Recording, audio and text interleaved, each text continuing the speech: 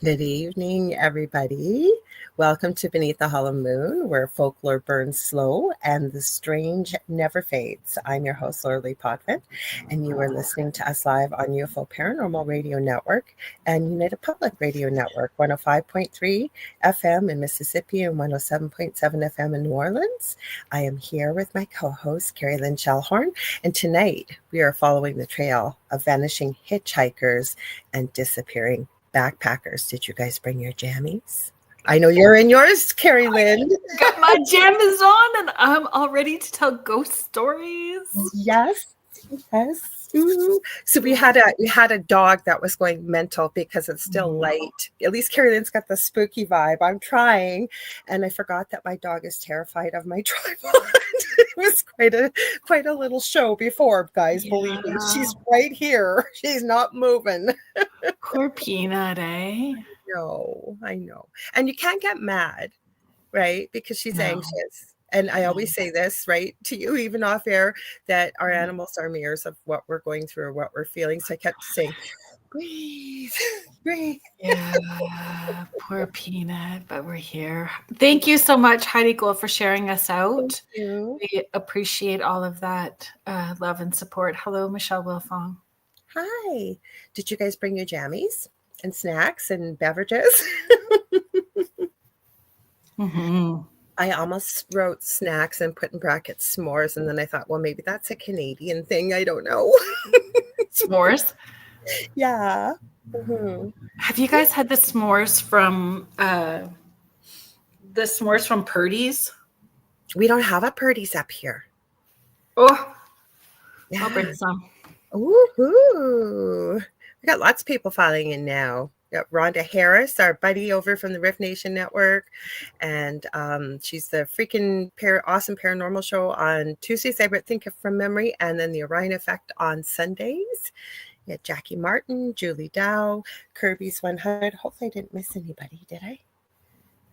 Oh, Lois Clark. That's a cool name. Hi, Lois. Mm-hmm. Reminds me of Superman. I'm sure she hears that lots. Well, it's Clark Kent, but still. Clark Kent's t-shirt. Yes. Oh, Michelle's comfy. She says she's in her comfy sweatpants and t-shirt. You can go lay down now. Yes, you can. Lois. Oh, Dell's here. He's going to see if we talk about, because some things that are coming up tonight. While we were getting ready, we were chatting, and I said, I'm going to mention this to Dell, and $100, he's going to know what we're talking about. And he did. Yeah. Hi. Pittsburgh Paranormal. Ooh, Heidi's in the vibe. She says, I'm in my jammies and still have snacky snacks. That's good. Awesome. So what else is exciting and new with you since I talked to you recently? I grabbed my only snack that I grabbed was a Tums. Yeah, you said yes. I grabbed a Tums.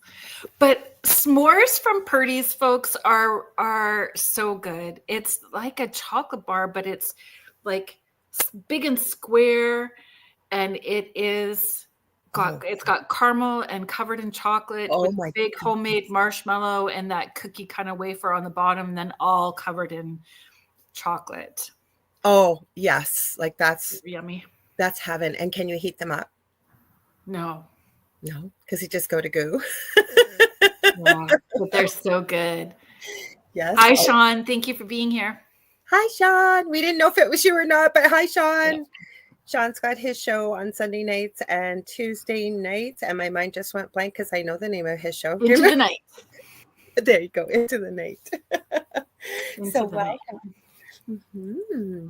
So hopefully we get to both of our topics, and we were going to start with ghostly hitchhikers, but after we talked, I think, because you took one part and I took one part, I think the part that you started with is amazing.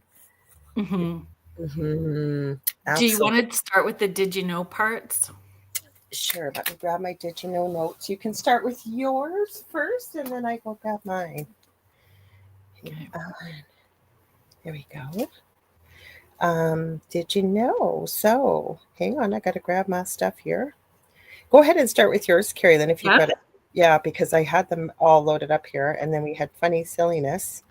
So this was really a very interesting topic for me to research. And when I started researching, because originally I was looking at backpackers, right? People that have gone missing in national parks.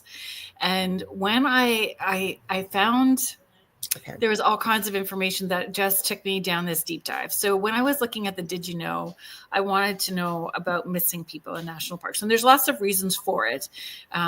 Not paranormal and paranormal. Hi, Sam's Pretty Paranormal. Speaking of paranormal. So Sam Hunley, folks, Sam's Pretty Paranormal. Please follow her on her YouTube channel. She's got some amazing things going on over there. So did you know? So the United States, you guys, in the United States, if you guys have extra little tidbits for us, please let us know. The United States National Park Services handles approximately 4,000 search and rescue cases annually. Yosemite National Park has had more than 30 individuals reported missing since 2017. Grand Canyon National Park, over 1,100 people have been reported missing between 2018 and 2023. Mount Rainier, I mess things up, folks, so bear with me. And thank you for being patient. Maybe I'll just keep saying thank you for being patient. Okay. National Park, approximately 400 people have vanished since 1989 in that park. Great Smoky Mountains National Park, over 1,600 documented missing person cases between 1944 and 2010. But in Canada, they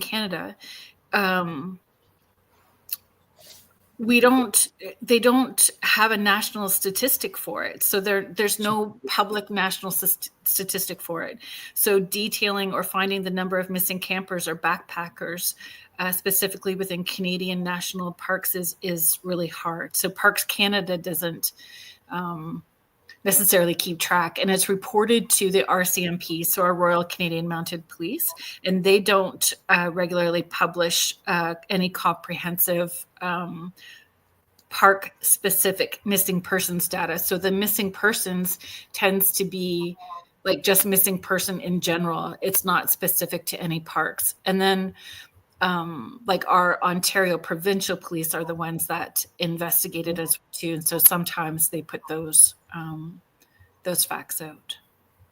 So when it comes to ghostly hitchhikers, and I went with a global phenomena, one of the interesting things that I hadn't seen, never mind the fact that no matter what you look up, it's constantly, doesn't matter if you use a search engine, even certain AI, whatever, they constantly call it a myth and a legend, which if you dig deep enough, and we have dug deep enough, there is physical evidence. Well, there is evidence caught on camera. But the Did You Know that I found, I didn't realize that in some of these people's reports, even if I think one was even caught on camera, that it was a famous one where they're leaving physical evidence behind.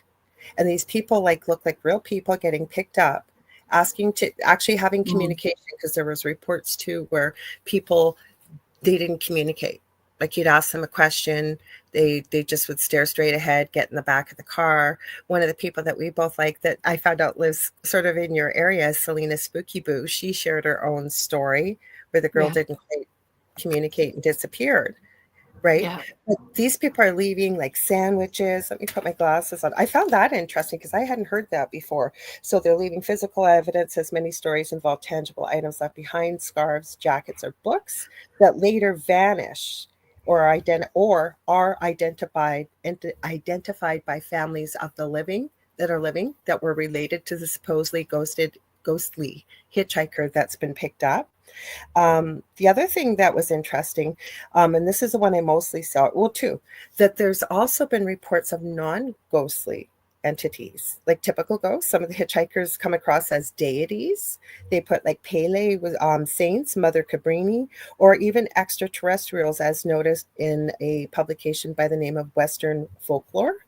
And it says these variants suggest cultural interpretations of the unknown, amplified possibly by digital retellings. And Joe Montaldo, quit laughing at us. You can on here and tell us some New Orleans, French Quarter. No, we're not inviting Joe to come in and start talking now because he'll take over. I'm going to be hanging with the boys tomorrow night, as it is. Yes. And then the chat on Saturday night. So, of course, he's listening in last. Should we get this now? He's in the chat. He goes, what? I'm scared.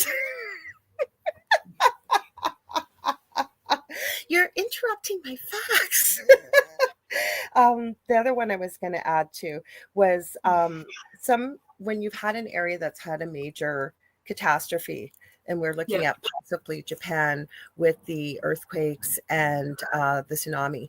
There were increased reports of ghostly hitchhikers getting into the back of vehicles, and they said at least 7 reports after the 2011 earthquake, but I think there are a lot more because I've seen a lot of video. Now people will say they're faked and what have you, but I don't know, they look pretty real. Oh, see, I read a book about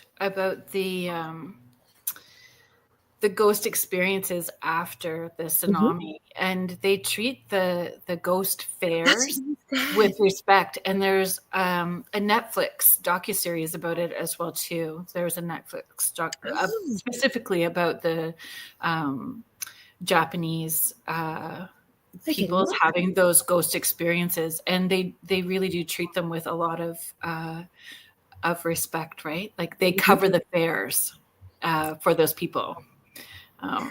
But Japanese and Eastern, like Asian culture, really has a different way of honoring even the living in generational family members, as well as they, from what I've seen, not every home, but a lot of homes in Asian culture have even an altar to honor the ancestors and to even what I've noticed being a nurse is even living in Canada, that a lot of those traditions still have passed over, say, to North America. I can't speak for the rest of the world. And people are still bringing in their elderly and looking after them. And there can be many generations that they do that with.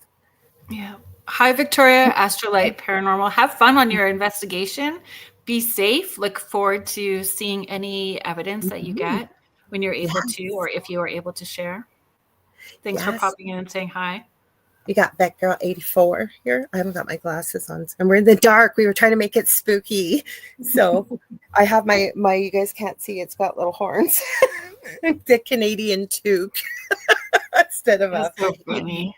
That is so funny. So that's what Jay commented. We'll have to see what Jay's saying. He must, because I don't think we're getting all the Facebook comments here. Because Jay's commenting. Jay McNicholas. Oh, sir. I have no idea. This was his joke he made. I think were you there? It was, I think, last week. Remember, he said, "What's the opposite of Ontario, where we're from?" Ontario. Yeah, and that just came up as a notification on my phone now. I have no idea why. That's funny. You like the spooky vibe? Well, that's cool. We were trying to think of doing something a little different, and we found out we do not live close to one another. We have matching jammies. Yeah, it's a little weird. Yes, just a little bit. Oh, good. So those were the. Michelle Wilfon, you did see the Netflix documentary. It was emotional. It was very emotional to watch, and I mean, so many bodies were not recovered, right? So I remember watching the tsunami. The kids had the TV on that Boxing Day, I remember, and all of a sudden, I don't know if I was married to my husband first husband at the time, and he came and said, "Are you seeing what's going on in with the tsunami?" I know it wasn't in Japan, but it was in the. I remember seeing it in Thailand when it happened, and that was insane. Well, thank you. You guys all got to wear jammies tomorrow night. Yeah. Next week we're dressing up too, so stay tuned for that. Yes, we are.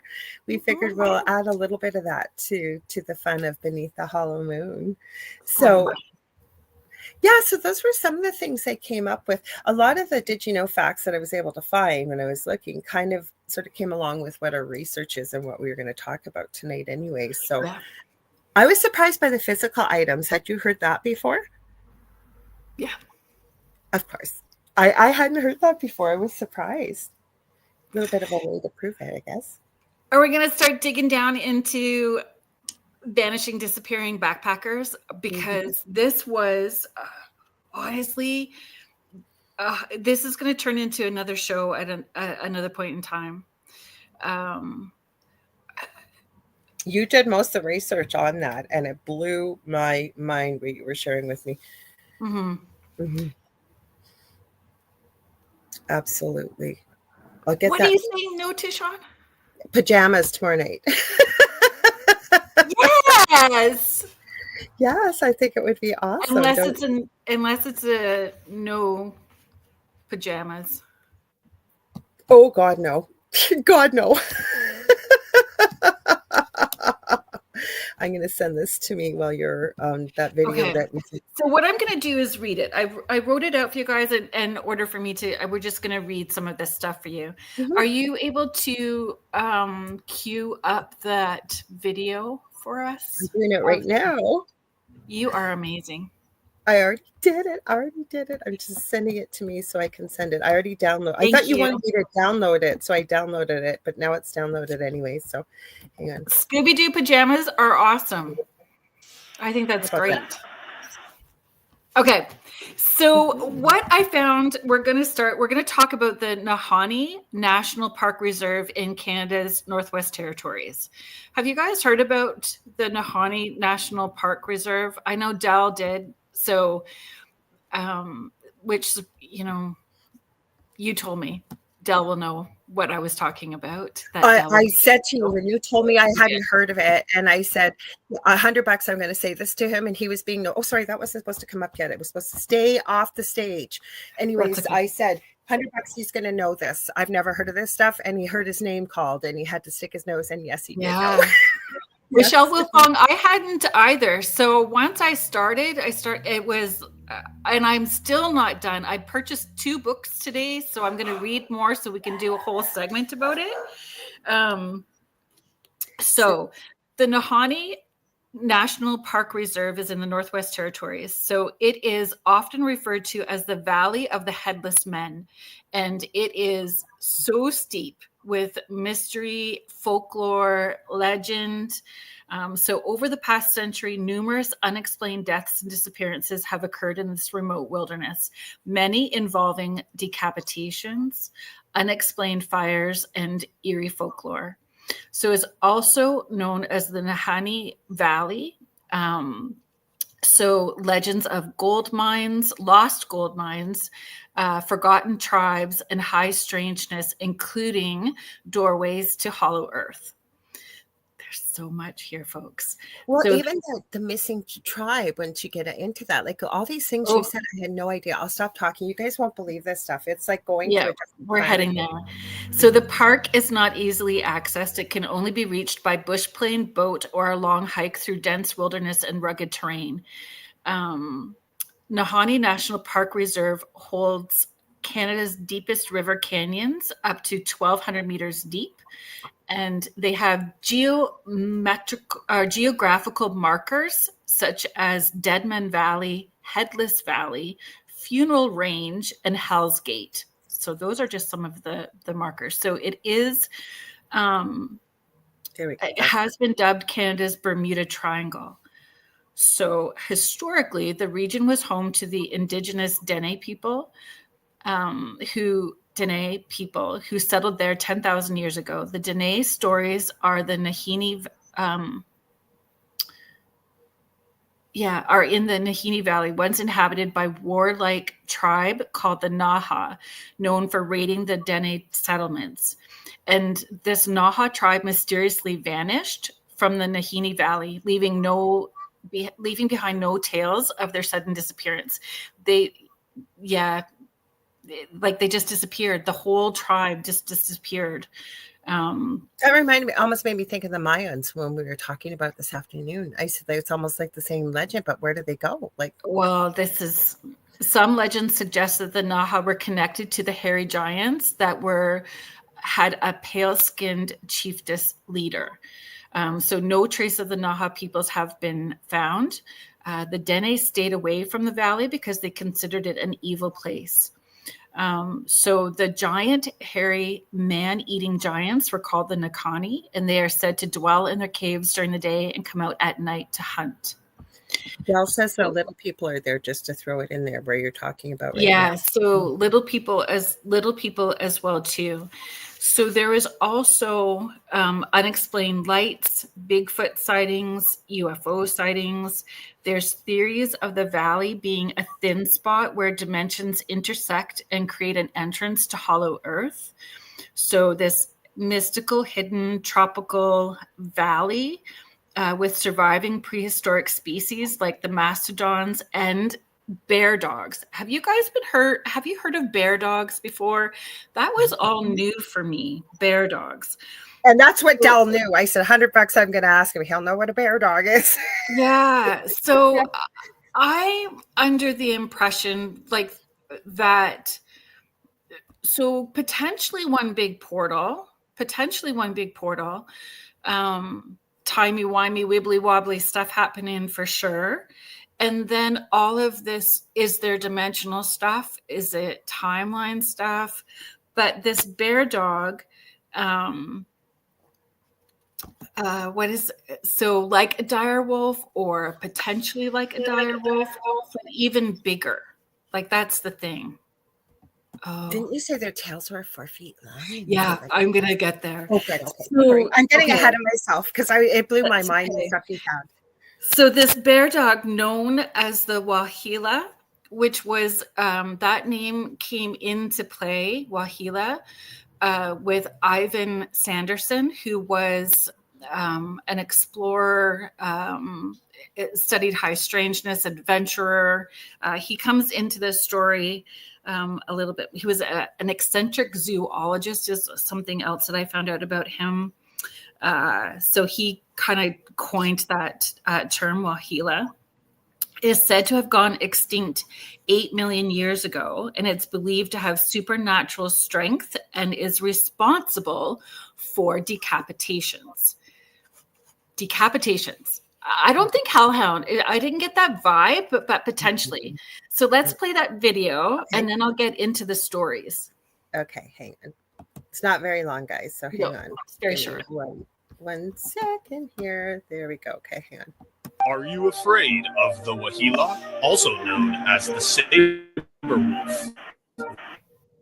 The Wahila stalks the cold forests of Alaska and Canada's Northwest Territories. Unlike its wolf cousins, this colossal white canine is a solitary hunter and is known for its gruesome habit of biting off the heads of its victims. Some believe it to be a surviving dire wolf from the Ice Age. Are you afraid of the Wahila? Sorry, go ahead. Yeah, so that was good that you found this video. Mm-hmm. So the Wahila is said to have been given its name by Ivan T. Sanderson. They say it's like a bear dog sort of creature. So Ivan T. Sanderson, how he comes into play is in 1960s. He's approached by a young mechanic from Philadelphia named Frank Graves. Frank Graves read Sanderson's book, Abominable Snowman, Legend Come to Life. And so he wanted to come to the Northwest Territories to investigate Bigfoot. And Sanderson hooked him up with 4 other people that also wanted to investigate looking for Bigfoot. They had a native Canadian person as a guide, helping them navigate because the terrain is incredible, right? So they navigate this terrain together. Mm-hmm. So where did they make? Oh, so they made base at this enormous waterfall called Virginia Falls. So it's very deep in the Nahanni Valley. We look up Virginia Falls in the reserve. Like when you see the image of it, it's incredible. So in the then they have their guides. So they go on this hunting excursion, and Frank Graves is sort of separate from their guide. The guide had brought a dog with him. So he can't see the guide and he can't see the dog anymore, but he hears this trees crackling and breaking. And so he gets his 12 gauge shotgun ready because he's prepared for something to come through the forest at him, thinking that it's going to potentially be the dog or something else. But what appears is this massive, massive dog, and it stands up on its hind legs. So he shoots the 12 gauge shotgun at this creature, and the creature just sort of shrugs it off like it was a fly and just leisurely just strolls past Frank Graves, right? So the guide heard all the noise and comes running back, and he listened to the story that Frank Graves shared, and he didn't say anything. He just insisted that they go back down to where they had made camp, pack up, and head to the boat to leave. He no longer wanted to be there. Once they got back to where they needed to be, he explained that that was a creature that is rarely seen. It is ancient and it is murderous. So second Ivan Sanderson story was a letter was sent to Ivan Sanderson that claimed. I found it. Do you have a picture of the fall? I found a picture of it. Yeah. Yeah, it's kind of a cool picture. Do you want me to pull it up? Or it's up already? Look at that. Here you go. That's why I picked this one, because you can see it, but the falls, it looks like regular falls. It's beautiful. This website is Nahanni.com. It's a blog, and this one is called Our Guide to Nahanni, but I was looking up the falls and look at the rainbow. Falls. Yes. Like it literally looks like when you see it from overhead, like a block, like using a drone, it almost looks like an indentation, almost like it's like almost like a portal in a way. And that's only one of them. There's more. Like there's it's incredible. See, people are in a boat below. There's some of the falls. Oh, that's interesting. That one, Nahanni River Adventures. Yeah, it does look magical, doesn't it, Sam? Yeah. So I thought I didn't mean to interrupt, but I wanted to grab one when we were reading. Yeah, no, it's great. Thank you so much. So back in October 1970, while this man was visiting Moosonee, Northern Ontario, those of us from Ontario will know Moosonee, he heard tell of this creature from a Dene native who claimed to hail from the Nahanni country. So the Dene were terrified of these monsters, and the man said that this monster, this bear dog, are impossible to kill. They look like this massive husky, but larger, bigger than, kind of akin to Saint Bernard is what the report was, with an 11-foot long body and a 4-foot long tail. So the rear portion of the body slopes away in the manner of a bear, and the head appears to be low slung, flattened, and has a broad muzzle, and the colors range from brown to white. So here's where there's just more, folks. There's just more to this.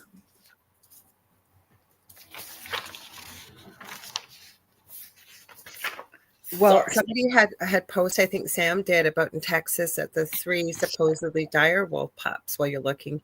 Really, Well, I knew about that. There's is it Remus and Romulus, or the 6-month-old or 8-month-old pups, and then there's a female named Khaleesi that's much younger, but they're all white.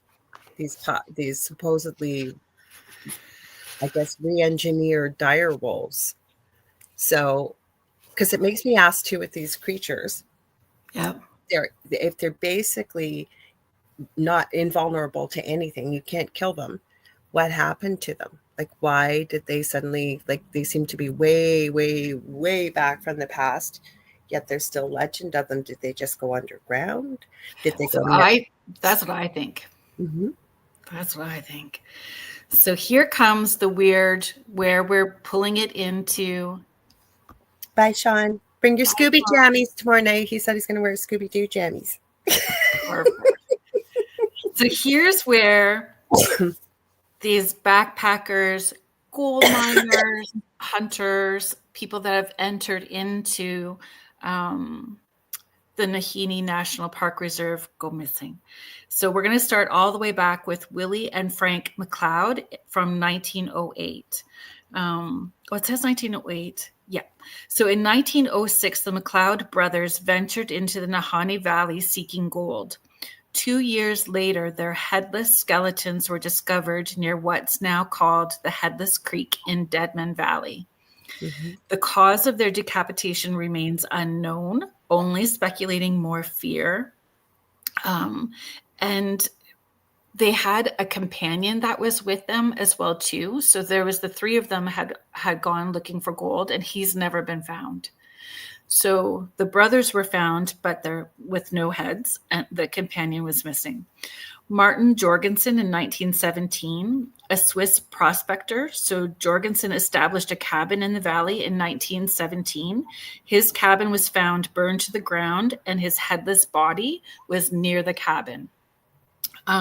Circumstances very similar to the McLeod brothers. So similar stories. In 1926, a woman named Annie Lafferty in the valley near Flat River got separated from her hunting party. So she got lost in the wilderness and she just disappeared.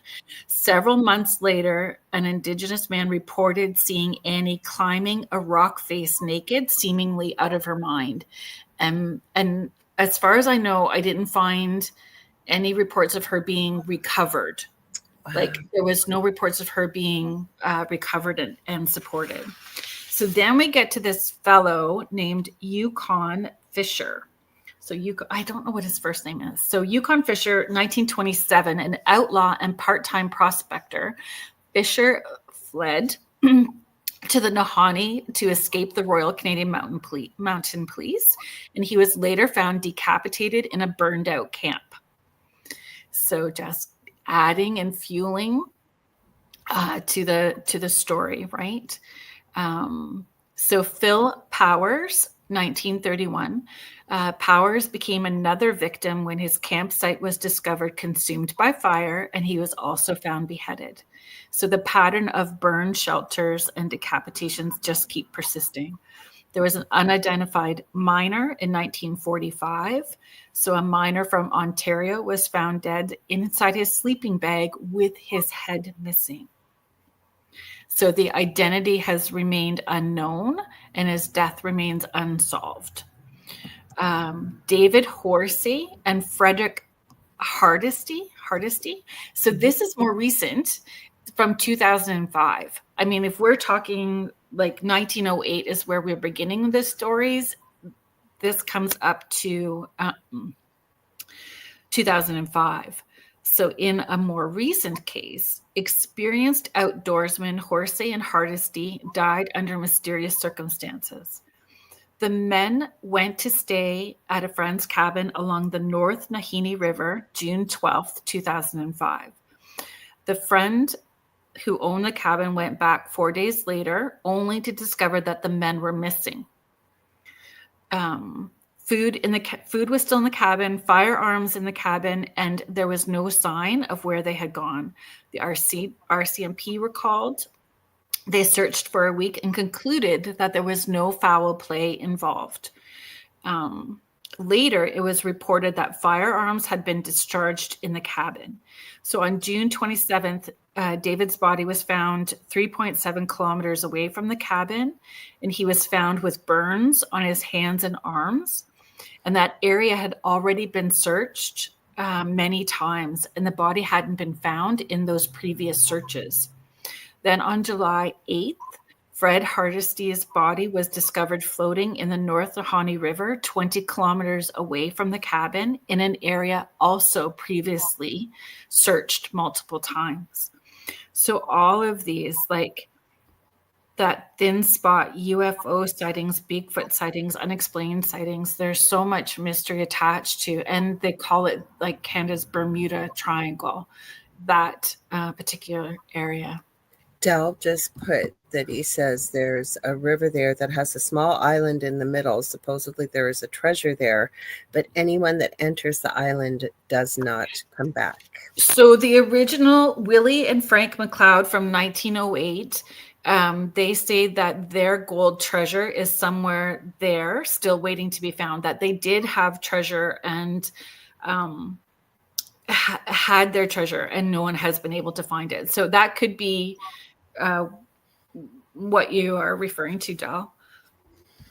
Hammer, just as I can tell you in a second, Marie. Yeah, Marie was asking about the books, I guess. Yeah. So I'm going to try and pull up this picture here as we're talking. Okay, no, I don't want your... Goodness gracious. They want to send you everything when you open a web page. No. Hang on here. Yeah, that's as big as we're going to get with this picture, I guess, because I'm talking to myself. So the first one. Hi, Michelle Plummer. Legends of Nahanni Valley by Hammerson, Hammerson Peters, Hammerson Peters.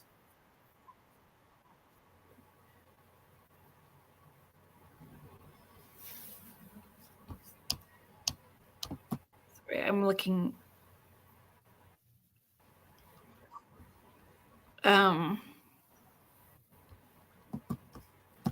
Yeah, I don't have... I go to a lot of video and books and stuff like that too, but... So this one is more just because I wanted to see the imagery of it. So it's not necessarily historical, but Nahanni River of Gold, River of Dreams.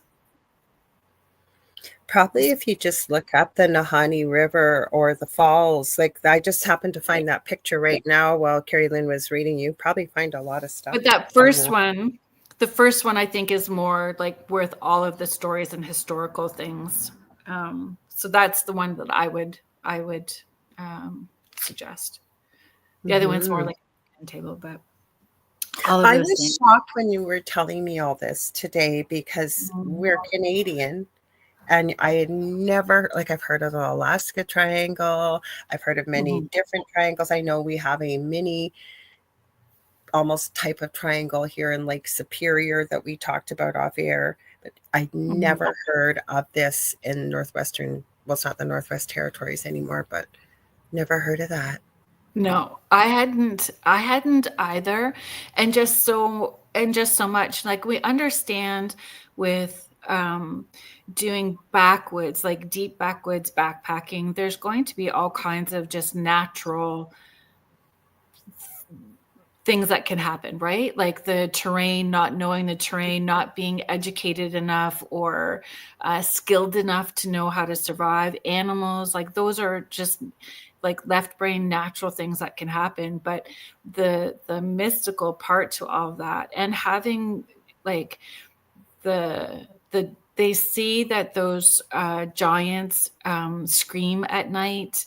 There is eerie screams and sounds. Yeah, that people hear as well too.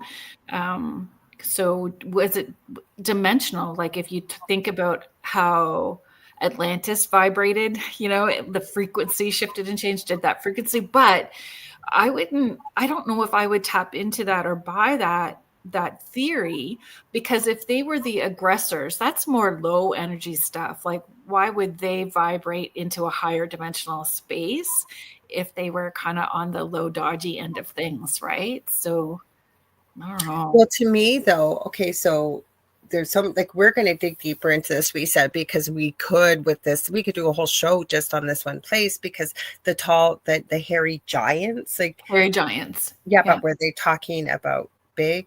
Were they talking about a different type of species? So from what I read, the feeling I got, it was separate.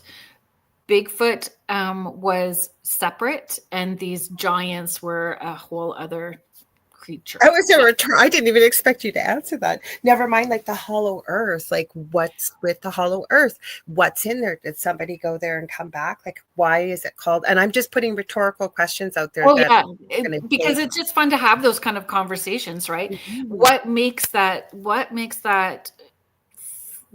area have that opening? How does that opening even happen? Or bear dogs. I never heard of a bear dog. Bear dog. Yeah. 11 foot long body with a 4 foot long tail. I wonder And then if that's standing what I upright. saw. Sorry, it's standing upright?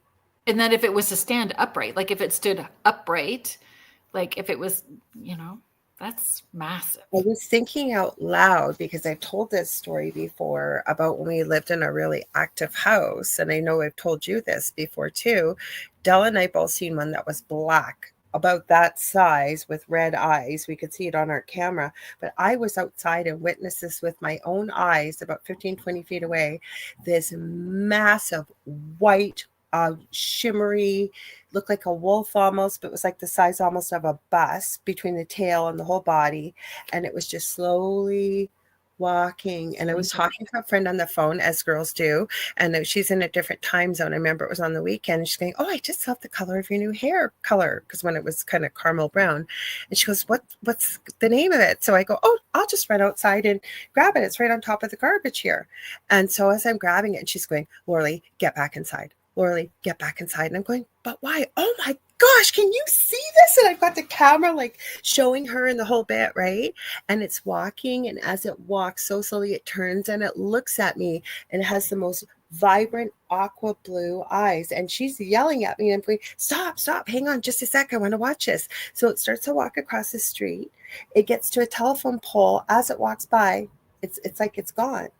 And finally, okay, fine, I'm going inside. I said, "What was the big panic?" And she goes, "You didn't hear all the growling and snarling?" I go, "No." And my oldest son at the time was awake still. He was in his bedroom. He didn't know what was going on. And he even yelled from the bedroom, "Hey, Mom, what's going on?" He goes, "I just heard a whole bunch of growling and snarling and stuff." I didn't hear it. But it was this big white beast of a dog. Like, I don't know if it's the same. It didn't stand up, but it's dimensional. You're lucky you still have your head. You're lucky you have hair to color. Yes. I was mesmerized by this. I'd never seen something so I couldn't believe she couldn't see it. Like, we were live on video chat, and I turned I'm going, "How can you not see this?" Like, it was so incredible. So I'm lucky I have a head. Lucky you have a head. That the bear dog didn't decapitate you. But why the decapitations and fire? And this is like between 1908 up to 2005. So if it was a person, if there was people or peoples that were doing this, like there would have to be a copycat along the way. If we're left brain thinking this, then there's that. This just has such a weird vibe. What animal does that even? Like, if the bear dog, like it's reported, decapitates its prey, if you will. Well, it's not really prey because it obviously sounds like the bodies were still there, if some of them, but the heads just were ripping gone. the head off. It's like playing like an orca with a seal. We're just gonna play with it for a while, and then the fire. Like, why the fire too? Like that. I have so many questions. Have you guys heard in the chat? Have you guys heard about any of those? Have you heard about that?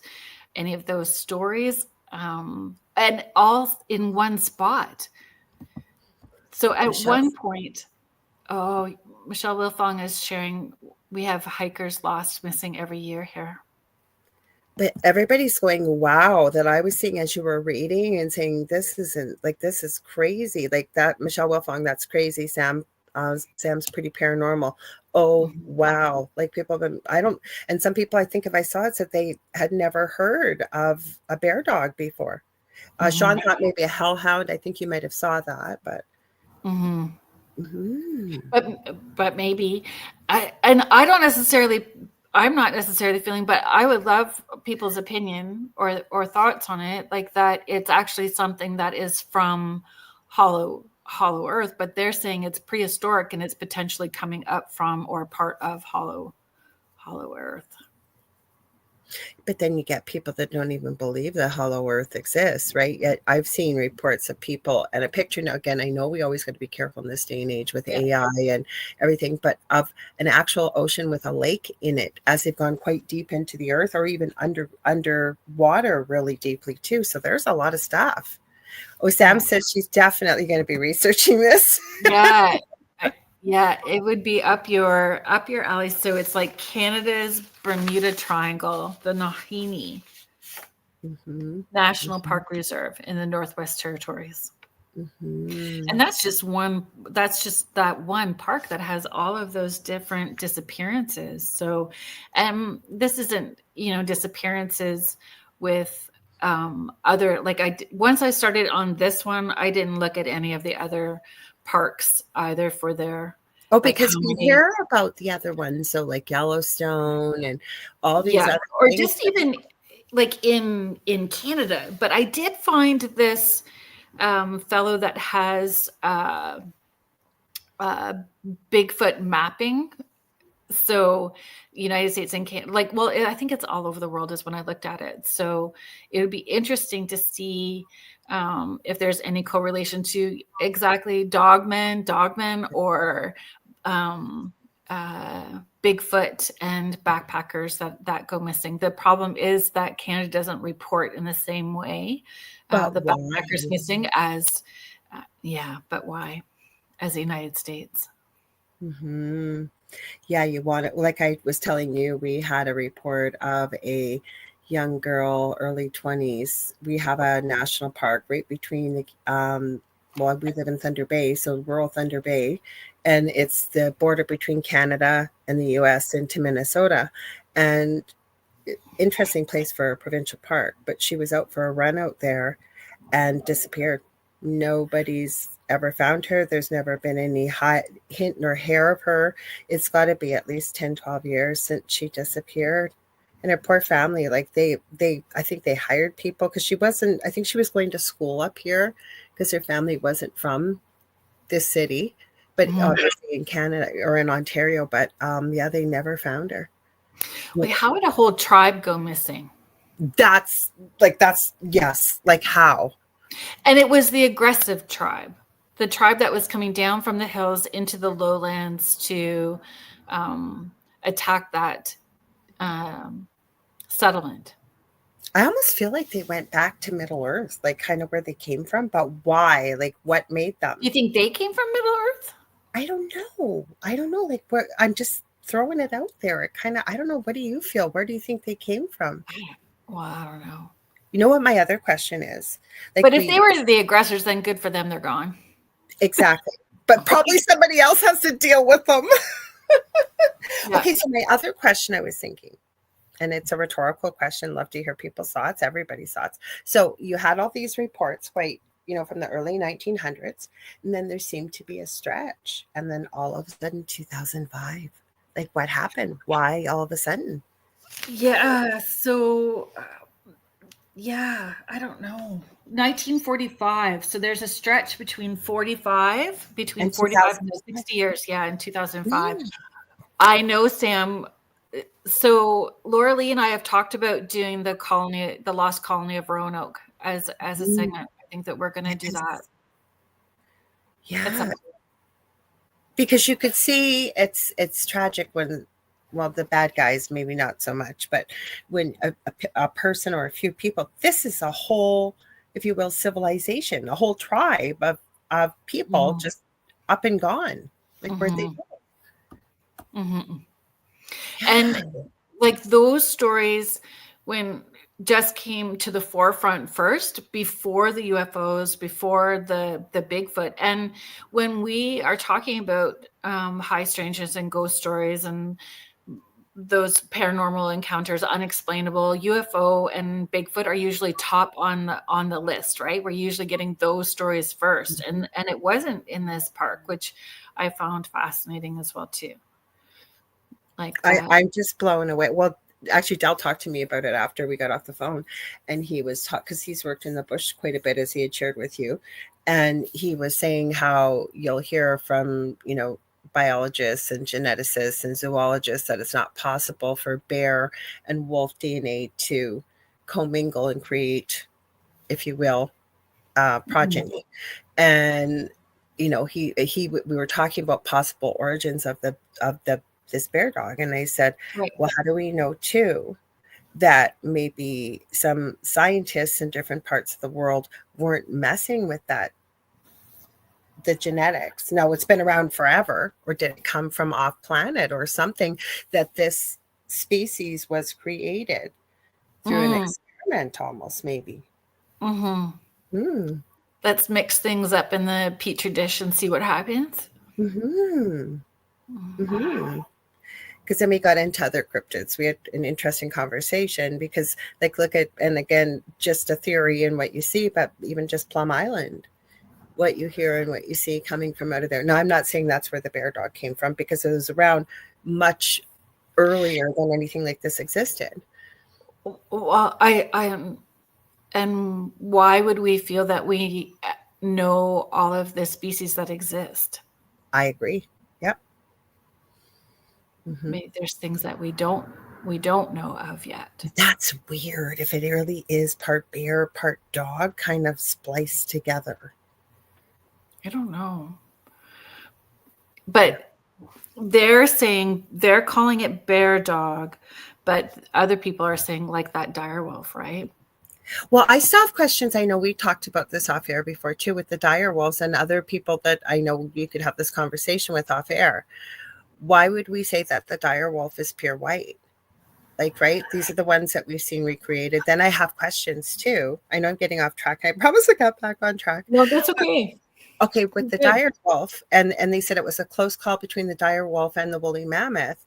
But who are we? Because every time I've seen humanity think that we know better than Mother Nature, we don't. And the thing is, the woolly mammoth existed, for example, in a completely different time than what we have on this planet now. Like, what does it eat? How does it commingle? Is it like regular, elephant species that actually form families and close bonds? Like, where do you put a beast? And I don't say that disrespectfully, but where do you put something like that when it came from a completely different time? Yeah. And that's part of the reports of this park are things like mastodons. Even like there are things that were in this hollow earth that may have come up. That could have been too. Yeah. Sam, I wonder, is that who's going to be on? Is that it? The comment? Is that the guest on Richie's show, Richie and Mojo's show on Saturday? Is that who you guys are having? So Sam also helps produce Bigfoot Banter with Richie B on Saturdays. So did I see that banner correctly? Is that who's the guest on Saturday? Bear dog is a native culture. Yeah, she'll be on Richie's show. Thank you so much. Okay. Yeah, so folks, head over there and maybe she'll have an answer to that question. Because my thinking is it's the same creature but given different names from different people. Well, the other person I wanted to check out that I mentioned that actually was Delvi from the channel from a few years back. He's got a channel on YouTube called How to Hunt. He's a Canadian. I don't care for his personality that much, but the reason why he's fascinating to watch is he lives out in the wilderness out in British Columbia, but he gets stories from people all around the world of people that have had encounters with, he doesn't call them Bigfoot or Sasquatch anymore, but Sabe. I believe that's an indigenous word for them. But he's also getting, I forgot to tell you this even before we got off, before we went live, there was a picture he got sent because he's starting to get pictures and video now. This thing looked like a tree gnomey type of thing, huge, fierce. I'm wondering if he's gotten people writing in about these bear dogs. It'd be interesting to go through and see if he has something like that. So I would look at Bear Dog and Wahili at the same time, because all the Yes. same right? The Yeah. same creatures. So which cultures are saying which name too? I'm curious about. Mm-hmm. But I mean, and those are just, I'm sure that there's stuff that's not even reported in that area, right? Mm-hmm. Do you know much about Hollow Earth? I don't know much about it. I haven't dug deep into it, just sort of from what you see from, potential myths and legends, certain stories that have been out there and what have you. There's those the green kids that showed up that supposedly came from Middle Earth. There's a story about them. Have you heard that story? No. Oh, My brain went to like Lake Superior Provincial Park. So the provincial park along Lake Superior is pretty magical too, like Bigfoot are you talking sightings, about Sibley? UFO Are you talking sightings. about Sibley? Pardon? I think there's a few. Are you talking about Sibley, the one that's about an hour and a half outside of Thunder Bay, if you're going towards the Sioux? So Lake Superior Provincial Park, right? It might have been renamed that. I knew it as Sibley, but it was renamed. It was renamed, I think. It's Mm-hmm. not Lake Superior Provincial Park anymore? No, I think it used to be Sibley. I think that is the new name of it. Del, if you're in the chat, let us know because I can't remember. Mm-hmm. Yeah, there's lots of places to hide for sure. But I know like Lake Superior, like the provincial park and all those areas along there has the same sort of weirdness attached to it. So is it the Indigenous connection? Is it points on Earth that hold mystical energies for a reason, that it's anchored, like points to connect us all together? So is it like a compass, right? Like anchoring us in places? Like Lake Superior Provincial Park has all the same sort of kind of stories, but I've not heard Hollow Earth connected to it. But there is that triangle in Lake Superior as well too, in the water. Well, the Hollow Earth, the story I've heard, and if you look it up, people, depending on what search engine, they're going to say this was myth, this was legend. But I dug into this a few years back, and it was a story, I believe, don't quote me, but I think it's from the early 1900s. These two children that were completely green colored, and they did not speak a language anybody had ever heard, just seemed to appear. And the little boy passed away, I think, because they couldn't eat the regular food at first. But the girl grew up and was able to learn to speak English and stuff so she could explain where they came from. And I believe she said from Hollow Earth, like Middle Earth, and was able to explain the green color and the whole bit. Like, it's a really fascinating story. Interesting. Yes, it was Sibley. Del said it's now Lake Superior. I figured, yeah, so we're talking the same park. It used to be called Sibley, and they changed it to Lake Superior Provincial Park. Okay. Thank you, Sparky's Idaho Paranormal. Sam's Breeding Paranormal. Please read, because it's interesting. Talton. If I mess up words, folks, so Talton bear dogs were found mostly with the Talton Indians in the Pacific Northwest Territories in Canada, but they traded their dogs with many other tribes around them. These same small, shorter-haired dogs were also found in the southwestern Indian groups of America. Ooh, thank you. Interesting. Yeah, as soon as you said Lake Superior, and I was thinking about, that's why I asked Del if you're in the chat, can you look it up? Because it was always known as Sibley Provincial Park. And then probably about 15 years ago, it seems, maybe 20 years ago, they changed it to Lake Superior Provincial Park. Really? Mm-hmm. Same as we have the Terry Fox Monument here, for anybody that knows Terry Fox, because he finished his journey. I wasn't working at the hospital when he was brought in. I hadn't started nursing school yet when he was brought in. Yeah. Let's see what else we have. We also have Wilmette Canyon. That is a strange place to go to. Same if you were going out to Lake Superior Provincial Park. It isn't as big as the Grand Canyon, but holy cow, I don't know what landed there to create that big hole in the ground. It's a huge, massive canyon. Yeah. Mm-hmm. Well, we need to dig deeper and just like see what more we can find about this park and a little bit more. But backpacker stuff, once I started with this backpacking story, with this one I just went down the rabbit hole, and just minding our time, because it is 20 after 8. So should I do our station Sure. station ID now? Sure. If you are just tuning in now, thank you so much for being here. You are listening to Beneath the Hollow Moon with hosts Kerrilynn Shellhorn and Lorilei Potvin, and you are listening to us live on the United Public Radio Network and the UFO Paranormal Radio Network, 105.3 in the Gulf Coast and 107.7 FM in beautiful New Orleans. And tonight we are going down the trail of vanishing hitchhikers and disappearing backpackers. And we just finished talking about the Nahini Provincial Reserve Park Reserve, Nahini Provincial Park Reserve in the Northwest Territories, and all of the missing peoples. And it's not just like, I don't know, what I am curious about is what the number of missing peoples are and how many go unreported.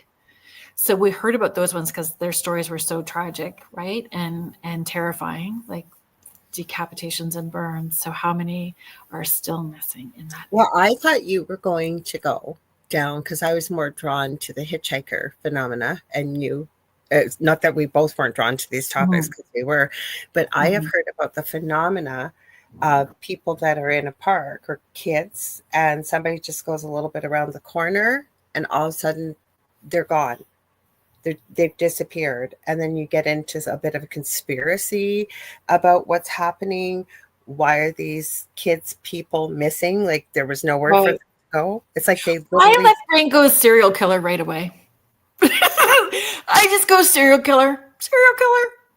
Yeah, but there's conspiracy too. A lot of conspiracy. A lot that happens around supposed underground military bases that are close to some of these parks where this is happening. Is that what Del was talking about? No, I know that. He might have been. No, he was talking about this park you were talking about. Well, he said that there are military bases near all provincial parks. I believe it. Yeah. And he was talking about HARP. I think he put it higher up in the comments, HARP. And there was something else that was supposedly close to. Yeah. So what's going on? One of these days, I'm sure we'll dig into even the Antarctic, because he could do a whole show even on that. Like, what's going on there? Why can't you fly over? Yeah. I don't know. But it's crazy stuff for sure. What did you find? Unless you want to keep talking about this. I'm happy to. A lot of people have heard about this phenomena of basically ghostly hitchhikers. And I was sort of taking a global perspective on it, taking a look at what's the different legends and lore. And Japan, for some reason, and you touched on this briefly at the beginning of the show, and then you were talking, I didn't even know about the Netflix series, and I think that's a wonderful thing that, that it's been picked up as a documentary, if you will, like movie, and shared about that. That's, I think, is a wonderful thing. But like, for example, I was looking at regular occurrences around the world. There's one here I have that I will pull up, but I'll start with what I have here. Give me a sec, because I pulled up one of these that's quite common. So I basically put out in the search, what can you tell me about ghostly hitchhikers from different parts of the world? So ghostly hitchhiker stories are global phenomena blending local culture, history, and fears into tales of spectral travelers who vanish from vehicles, often leaving a chill or clue behind. I respectfully disagree, because there's been a lot that's been caught on camera long before Photoshop, long before anything like it, because they referred to it in the one part of a lot of the research. These urgent legends rooted in folklore reflect universal themes of loss, unfinished business, and the liminality of roads as spaces between worlds. Now that's interesting. Hang on. So some of the research that I was looking at was cultural significance or any details. But even before we dig into that, you and I had an interesting conversation about this, because depending on where you go, and I'll cover some of these in the next few minutes, but is it, and we'd love to hear your thoughts too. Hello, Kasoon. Glad you got up to join us because it's middle of the night over in Sri Lanka. Is it a thing of grief? Is it a thing of revenge? Is it like a residual haunting? That it's an energetic signature because of the tragedy that happened, because it's usually a car accident or something along those lines that we see. Do they not know they're dead? True. That's the other one. Do they not know they're dead? And so there was many stories, and I'm just going to go through some of them from around the world. Mexican and Asian cultures make stories and have a day that, yes, we know that, but thank you for the reminder. We've got Barbara, right? I saw Barbara. Hi, Barbara. So some of the things I came up with. So there's North America, Resurrection Mary in Chicago, USA. It's one of the most famous ghostly hitchhikers. Resurrection Mary haunts Archer Avenue near Resurrection Cemetery. She's a young woman in a white dress. Why are they always in white dresses? I don't know why they're always in a white dress. I will not be in a white dress, folks. Nope. They're gonna. I'm not gonna be buried. I want to be cremated. So Resurrection Mary, the story goes that she's often picked up by drivers after a night at the Willowbrook Ballroom. She's silent and soft-spoken, and she asks to be dropped off at the cemetery, vanishing as soon as the car approaches the gates. That actually reminded me of the episode that's like that, sort of, in Supernatural. I don't know if you've seen that episode where it's a woman that shows up, but she's kind of murderous, and she wants to be brought to this particular home. And then you find out why, because she had taken the lives of her 2 children. And I guess she was cuckoo, and I'm not being disrespectful, but long story short, it was up to Sam and Dean to right the wrong and to send her back where she belongs. Mm-hmm. Gotcha. So they're saying this Resurrection Mary is linked to a 1930s car accident victim, as well as Polish-American immigrant communities and tragic love stories. So then we have the girl on the curve, and this is in Spain and the USA. And it's interesting because I keep thinking of the woman in white, La Llorona, because it's always this woman weeping, right? She's not a ghostly hitchhiker, but I've seen lots of video, lots of stories. But this one is called The Girl on the Curve. It's known as La Chica de la Cuerva Curva in Spain. This legend has a North American cousin. The driver picks up a young woman, often in white, who warns of danger or gives an address before disappearing in the U.S. She's tied to tragic accidents, like a girl killed on a highway curve. In St. Louis in the U.S., drivers report a hitchhiker leaving a message about cherishing life. So that's one. In Hawaii, it says Hawaiian Pele. A non-ghostly variant involves Pele, the volcano goddess, who appears as a hitchhiker to test kindness. I like that, actually. Oh. The drivers who pick her up are rewarded. Those who ignore her face misfortune. Often an old woman or a young beauty, she vanishes near volcanic sites. This reflects Hawaiian values of hospitality and respect for the divine. That was interesting. There's a few. Pretty interesting too. Mm-hmm. So there's lots of stories like that of even in Snow White. Is it Snow White? No, Beauty and the Beast, where they come to the door, knock, ask for help, and don't get it, and then they're cursed. Right. Mm-hmm. Well, I kind of went with a global perspective because we've all heard of the vanishing hitchhiker or hitchhiker stories. So it's interesting to hear. There's a few. Go ahead. Do you think that those stories start as urban legends to put fear into people just so they'll be good, or is there some factual history to that, and then it takes off from there? I don't know, because is it people talking about it, a belief, and it carrying on and building into something physical? I think some of it could be, but to me, I think there's some truth. Like most people, there'll be people that'll tell a story just to get attention. But like we talked about this, sometimes there's material things left in the back of, say, a cab.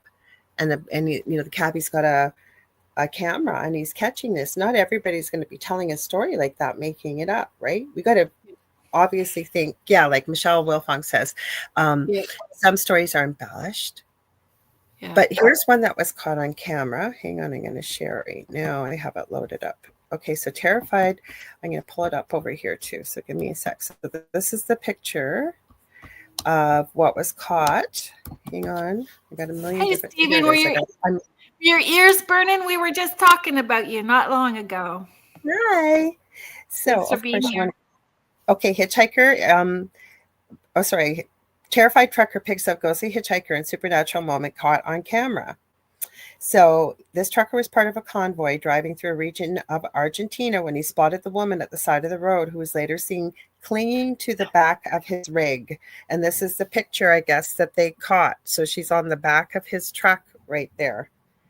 Or I can't tell you how many countless people, not necessarily, it's not a hitchhiker getting into the vehicle, but they're on the side of the road. It's usually truckers that see them. Have you heard of those? I have a story. Well, please tell. I'm gonna take After we watched the video, it was just a story. Like, I won't get into the major story. I still got lots of stuff. If we get to it, we get to it. If we don't, we don't. So it's not actually a driving story, but it took place in a parking garage, actually. Mm-hmm. So I was going to park on, I think it was like the third level. We were going up to maybe second level, but I had my kids in the car, or it was a van. Mm-hmm. So I had the kids in the van, and we were going up, and you go around, you go slow, right? You're going slow up those parking garage bends up into the next level. And so we got up into the one, and as we got there was a girl that looked like the girl from The Ring, you know, the white dress. She had white dress on with dark long hair, and it was all forward. You couldn't really see her face, but she looked like a little girl. So, like, she looked maybe 10 to 12 years of age, just like looking down at, and I screamed, and we were at the peak of the bend to get onto that next level, and I slammed on the brakes and yelled, and all of the kids were asking me what I was yelling at, and I'm like, do you not see what I just saw? I almost hit this ghosty girl in the parking garage. Oh, like, why did it was gone? I screamed, and then it was gone. That's so creepy, though, because they're always in white, or they look like The Ring, like the girl from The Ring, right? With the long, black, creepy hair. And it was just like around dinner time. So it was still light out. It wasn't dark out. It wasn't in the winter. It was through the summer months. Oh, I believe you. Like, not drinking, not doing drugs, not under the influence in any way. Stressed out single mom with a bunch of kids. Not watching horror movies like that at that point. I mean, I love horror movies and I'm okay about watching horror movies, but I wasn't at that time because the kids were small. And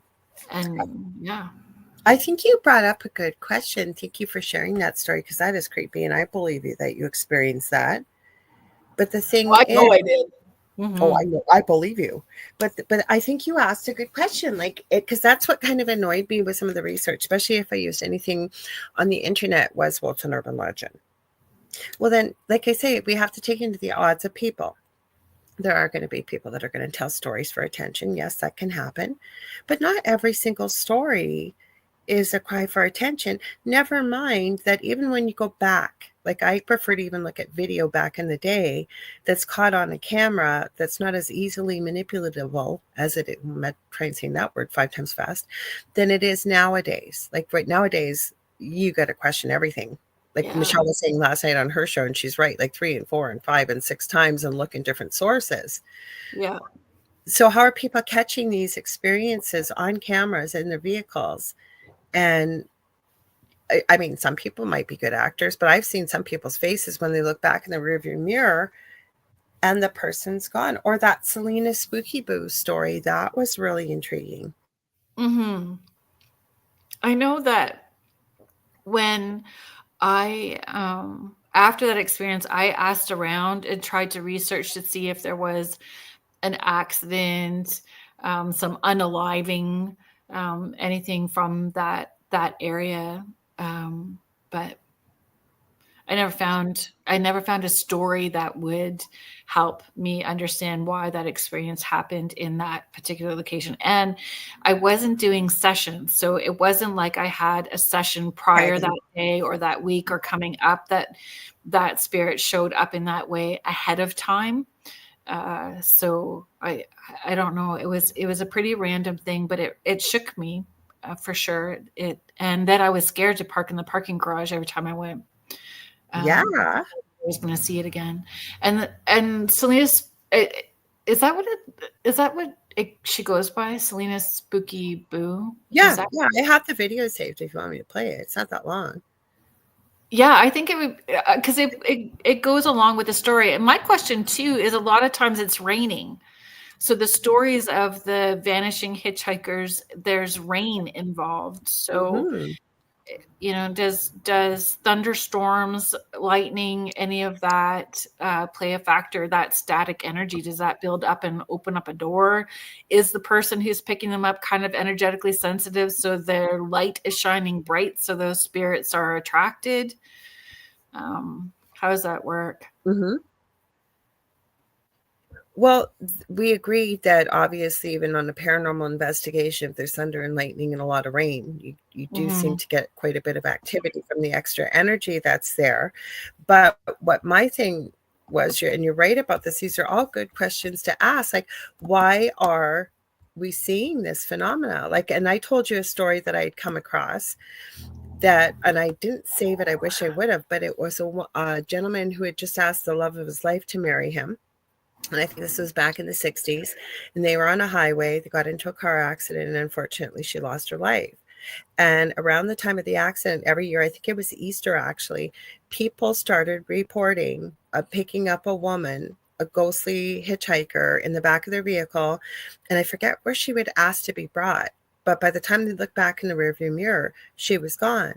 And then very sadly, as the story went, and apparently this is this guy's true story, it was 1984. He lost his life in a car accident himself, and the woman never appeared again. It was like they found each other in the afterlife.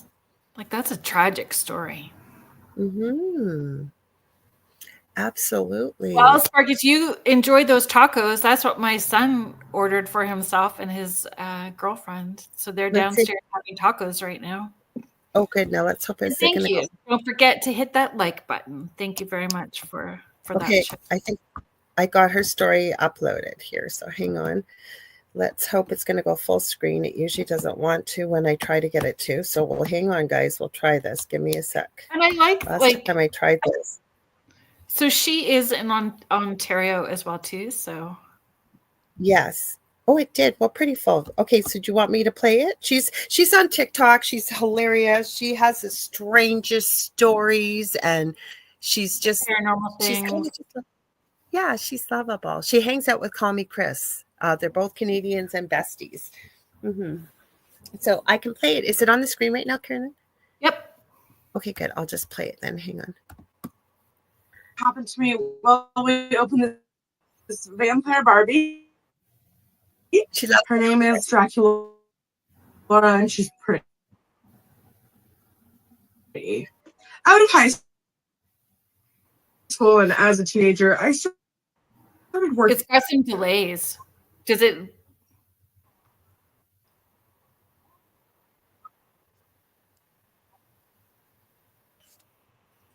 Our cars out. There was like 2.5, 3 feet of snow. I was driving a Jeep Compass at the time. Oh my gosh, this girl's so pretty.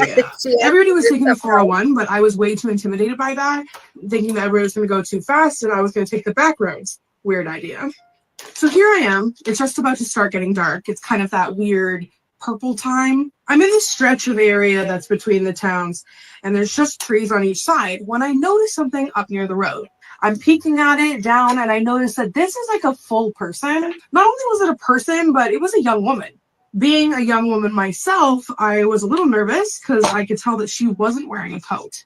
I'm about 50 meters away at this point, and I can see that she has her thumb out, and she is hitchhiking. Now, let me tell you, it is -5 outside. It is snowing like crazy. This girl is standing on the side of the road with like black motorcycle boots on, ripped up, pretty much jean shorts, with a flannel around her waist and a black tank top. She actually looked like this character from Coven. Wow.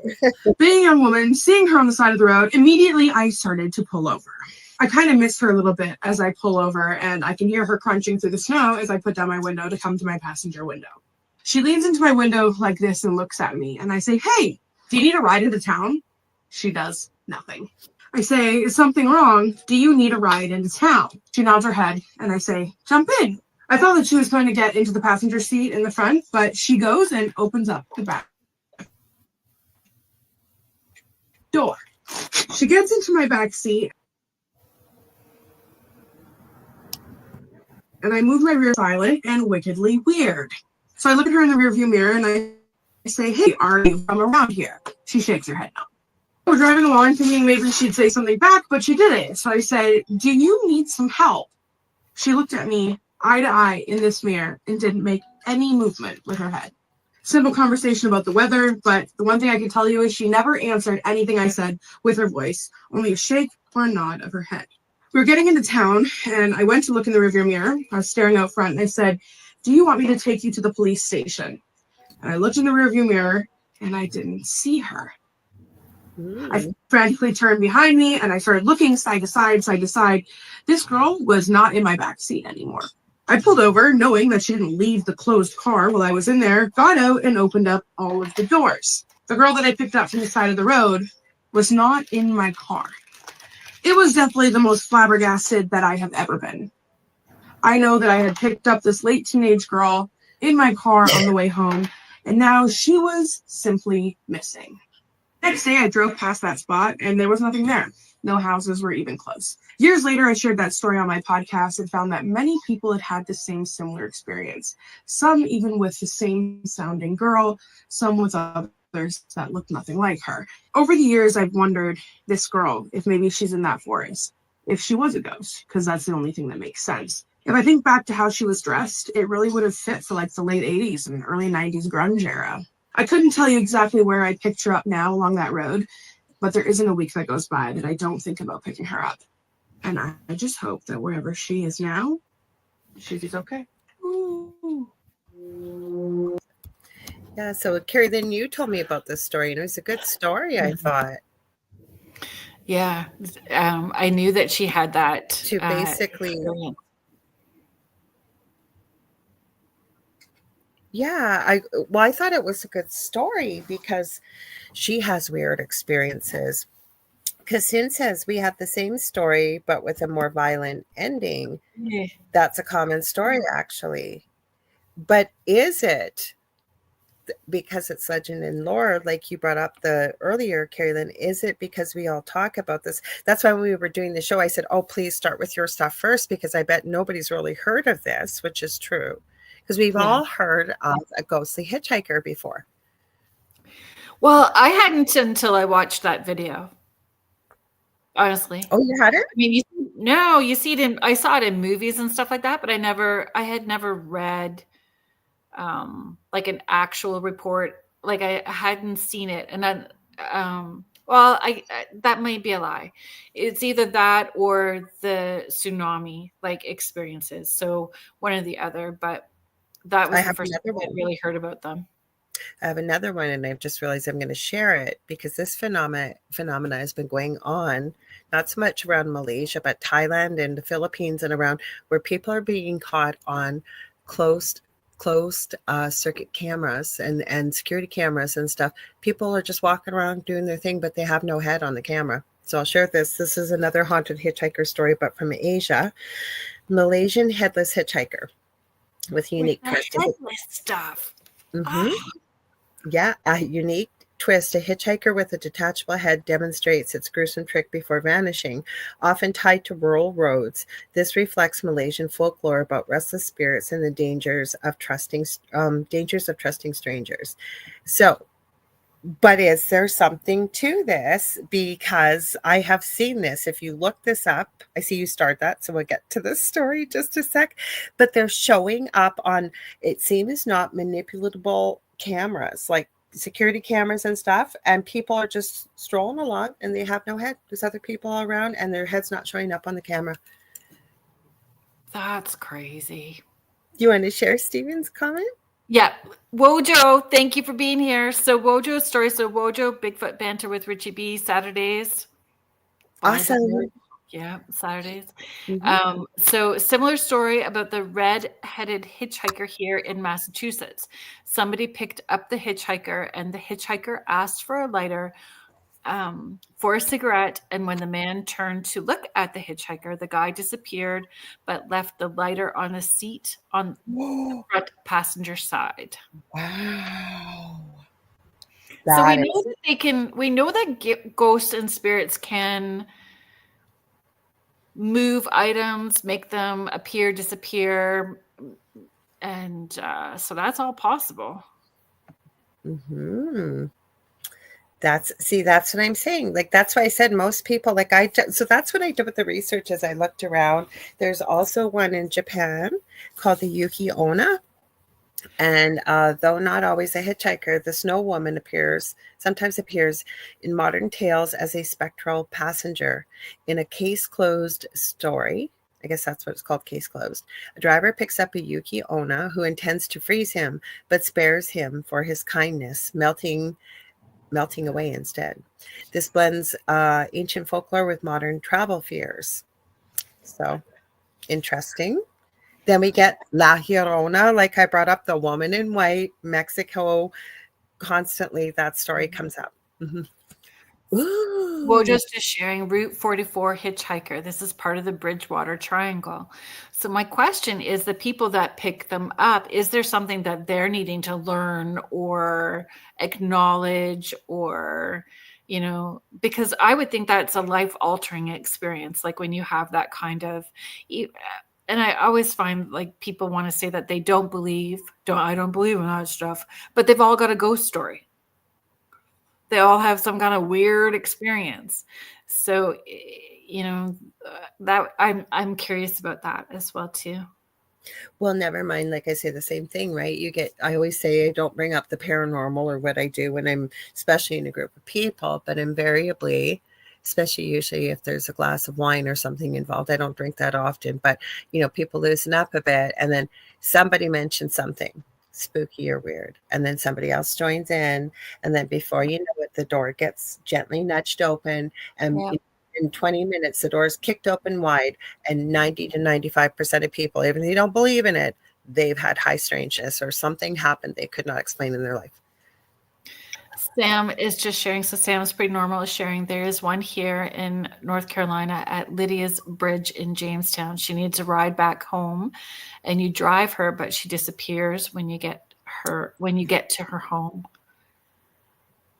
Interesting. Yeah, there's lots of stories and repeated stories. Yes, so this phenomena, it appears globally with a little bit of a twist around the story. Yes. Now, it's not a tulpa, but you know what I mean, a collection of energy in the way of history, stories, beliefs, people talking about it, and the energy building, if you will. So is this something that manifests physically? Is it truly just legend and lore? Is it people that need to have that experience, that they're going to learn something from it? Mm-hmm. There's so many different reasons. Trauma. Yeah. Grief and trauma. And where Wojo is sharing as well too, that Bridgewater Triangle. So similar to, this energetic hotspot with other high strangeness, right? So does one push the other one to be more prevalent? Is like dominoes. We have this, so then this, so then this, like one more thing happening after another, right? You know what? One country that didn't come up in my research, but there's got to be some story, is Russia. Oh. That didn't come up. I just realized that now. That really did not come up. Interesting. I wonder why. Did Australia come up? I would think Australia. I don't know. Let me take a look. I thought I had seen that. No. It didn't. So there's a South African one, Germany, Austria, and Italy, the UK. But no, I did not see anything in the way of Australia. And I did quite a bit of research. This is just sort of, I put it all together in one little package here. But no, so Australia, and that's basically an island. So why did we not hear about? So usually Mish is here from, or Jody. I know my friend Jody. So they're from Australia. We could ask them if they had any stories. Hopefully they'll let us know if they're watching the replay. Maybe let us know. Do you have stories about these phenomena? So when I was out with my friend Jody, we were out doing we do the Pioneer Cemetery crawl through the summer months. We do investigations at the Pioneer cemeteries. And we were going down this road and it was quite a steep road with a big bend. And she said that road around the bend is known to be haunted, where somebody's standing on the side of the road and people see this person standing on the side of the road. And she didn't say that they were hitchhiking, just that they were seen. But we didn't have that experience that night. You got some great comments for sure, Chernobyl, but I agree, Chernobyl, Stephen. But we're talking about the hitchhikers, right? Yeah, but that's a good idea. Like, because if you're going to find high strangeness there, it's got to be in Chernobyl. Or I like what Vet Girl said. I wonder if anybody ever picked up the same ghostly hitchhiker multiple times. I would wonder that too. It sounded like in Japan they were. The ones I've seen, I didn't see that, but there could be, right? It just depends who's telling the story and what and why. Yeah. I don't think I printed them out, but yeah, asking if they were dead. I've read reports of those of those ghost fairs, asking if they were dead, or leaving things in the car for sure as well too. But yeah, it's sad though. We know, we've said this every week. We could just touch on this story and come back in a year and dig even deeper and deeper. There's so much to dig into. I just wanted to share what Kasoon said, because he lives in Sri Lanka. So he said, our story involves a woman in white carrying a baby. She hitchhikes, always sits in the back seat. After a while, the driver realizes that she's, that's terrible, biting the baby's neck. On rare instances, the driver, I'm sure he's going to add more. That's morbid, because oh my goodness. Are we just about ready to get to our? I know he'll type the other part, but we have our. Do you want to? Yeah. Do you want to do our listener story, our listener submission? Thank you, everybody. Sorry, go ahead. Oh, I was just going to say thank you, everybody that's been sending your strange story, haunted story, ghost stories, high strangeness. The unexplained, we appreciate it. Thank you so very much. We do. And now it's starting to get dark, so I really can't see. So I'm losing things in the dark here. Okay, this is our reader submission. Give me a sec. I have it ready. Okay. So, hi, Kerrilynn and Lorilei. I thought I'd share a couple of things that happened to me. I've had many experiences. When I was visiting with my friend at her parents' home in British Columbia a long time ago, her mom began to share stories and photos of strange occurrences at their home. At the end of the evening, we could see our shadows on the wall as we walked by from the dining room to the living room. I held my arm up, and you could see my bones in my arm from my elbow down. It baffled everyone, even me. My friends put their arms her mom asked me if I was a twin. I said no. My friends put their arms next to mine, but my shadow was different. Just at this home, it was. It startled my friend so much she didn't want to drive home with me that night, but she did. Were you going to say something? Well, that's just like, I know. I'm still reading because I want to get to the other part of it. That is crazy. And I'm guessing this is from Kathy M. She's got another little story to add on. Like, holy cow, like what happened? So then she said another crazy experience was at a friend's home he rented in Toronto.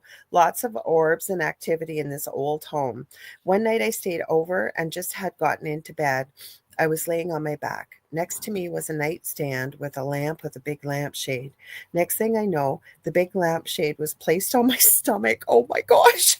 No explanations, as we were the only two people in the home. Both of us side by side. He was by the wall. We were baffled and it scared me. He said I attracted the spirits even more when I would visit. I want to say no SHIT. Sherlock, holy cow. Holy cow. Holy cow. Thank you for sharing, Kathy. That is crazy. Thank you. Uh, how would you even see your bones like that? And everybody else, it sounds like, witnessed it too. So yeah, it wasn't everybody saw it. Mm-hmm. How is that possible? And why? I was going to ask why. Like, why would you see that? That is just crazy. So could she shift her timelines? Could she be like wibbly wobbling in and out somewhere? A weird little portal that opens up like Doctor Strange? Open it up to move through? What I'm going to say, she's probably a lot more powerful. And I don't mean that from an egotistical perspective, but from manipulating energy and being able to do things with it that she probably doesn't even realize. That would be my thoughts. Mm-hmm. So there's the little part to Kassoon's story. So apparently the driver notices that the woman in white is biting the baby she's carrying neck. And he said then the driver sometimes dives into the police station freaked out. Or drives into the police station freaked out. When the cops open the car, the woman has vanished and the driver had a heart attack and dies right there. Oh my gosh. That's morbid. Yeah, that is a more violent story for sure. Mm-hmm. Mm-hmm. Wow. Yeah. I'd be okay if the hitchhiker was like going to leave snacks in the car. I don't need a cigarette or a lighter because I don't do any of that. But if they wanted to leave me snacks in my car, I'd be up for that. Oh, Greg Cost says I need an alert I don't want so I don't miss your show. Thank you. you. Hit that notify me bell. You hit that notify me bell and you'll not miss a show again. So Wojo says there are reports in Canada, England, Sweden, and South Africa. We didn't even get to some of the stories tonight, but I really, like after Kerrilynn told me the things that she shared with all of you, I went, holy cow, we got to do that part first for sure. Absolutely. Oh, sorry, I'll take that down. Oh, that's okay. I put it up there and forgot to take it down. So you guys, we got like just a couple minutes left, but we want to tell you, please stay tuned for the second night of the Outer Realm with our amazing station manager and fellow UPRN host. We joined her for her birthday last night on the first night of the Outer Realm with Michelle DeRoche. So second night tonight, she's got a great guest, and she's also doing Beyond the Outer Realm, I think on Tuesdays. Yeah, we got lots of new shows coming for you guys. Mm-hmm. Yeah, and we have the Don't Whistle at Night on Sundays with Dawn Yazzie and Dan Yazzie, not related. Sundays at 4 p.m. Eastern. Mm-hmm. And if you guys want to share, if you want your story, do you want me to read that? Sure, I can. And you want to do the teaser, or what do you want to do? And the wind. Okay, well, do you want me to read it? You can do the teaser, and she's going to wind up. Yeah. Okay, so if you basically a call to action to all of you. You don't have to be from Canada. You can be from all over the world. So if you got a story that gives you chills, a strange encounter, you can't explain, we want to hear it. Believe me, we want to hear it. Send us your true tales of the weird, the haunted, and the unexplainable. Your story could be the next one we feature. So you're going to submit your stories to, I think Kerrilynn, she got it here ahead of me. So she already did it. So it's streaming across the bottom, but you can send it to Kerrilynn's with a S, porch at gmail.com. And we would love to hear from you. We will keep your anonymity. If that's something maybe you would prefer, we're happy to do that as well. Right, Kerrilynn? Oh, for sure. Yeah. If you would rather us not share your name, then that's okay. You just let us know. No, we forgot to tell them too. We each have our own shows. So I have the Angel Rock on Mondays, 6 p.m. Eastern Standard Time. And you have tomorrow? Tomorrow. So Fridays at 6 p.m. Eastern, Spirit Switchboard. And my guest tomorrow is pet medium Rob Guttrow. He's awesome. I've had him on years ago. He's amazing. You're going to have, as soon as you said his name, I remembered him. He was awesome. Yeah, he seems like it. I had Kat Ward. So Kat Ward is a fellow UPRN host as well too. So the Paranormal Heart podcast, and he was a guest on there. And when I had Kat on my show, he popped in the chat and was talking, and he's like, "Hey, can I come on?" For sure, come on. Everybody would love to connect with him. So no, he's awesome. You're gonna have a great show tomorrow. You always have a great show. thank you. So next week, guys, we are going to be talking about the mysterious mine shaft creatures. So you've not heard of the Kentucky goblins or mysterious mine shaft creatures. Tommy knockers. We are going down another rabbit hole for sure. So we sure hope that you can follow along on the Angel Rock on YouTube, Spirit Switchboard on YouTube, UFO Paranormal, UFO Gods. UFO Gods and Extraterrestrials, but we have our main channel back now, thankfully. So it's UFO Paranormal and United Public Radio Network on YouTube as well.